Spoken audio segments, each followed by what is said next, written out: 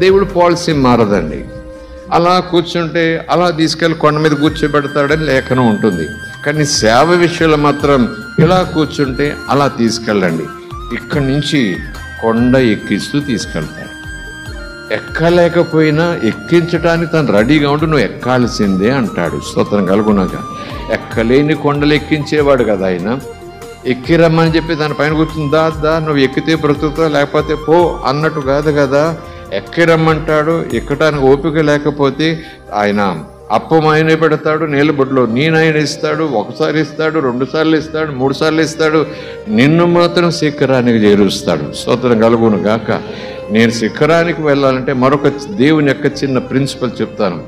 మరొకసారి సేవలో కానీ, ఆత్మీయతలో కానీ, ఆధ్యాత్మికతలో కానీ ప్రభు చిత్తానుసారంగా నేను వెళ్ళాలని కనీసం ఒక చిన్న కోరిక, ఆశ నీలో నాలో ఉంటే దేవుడు చెప్తున్న, పరిశుద్ధాత్మ జ్ఞాపకం చేస్తున్న ఒక చిన్న వచనం అంటే, నువ్వు ఎంత తగ్గించుకుంటే అంతగా దేవుడు నిన్ను పైకి తీసుకెళ్ళిపోతాడు. నువ్వు ఎంతగా నేను అంటూ హెచ్చించుకుంటే అక్కడితోనే గ్రాఫ్ అయిన. ఇక నువ్వు నేర్చుకోవాల్సింది ఏమీ లేదు, దేవుడు నీకు నేర్పించేది ఏమీ లేదు.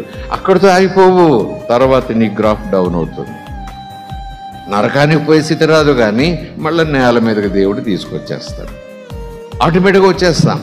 కనుక ఎంత ఎదిగిపోతున్నా మనం ఒదిగిపోతూనే ఉండాలి. స్తోత్రం కలుగునుగా.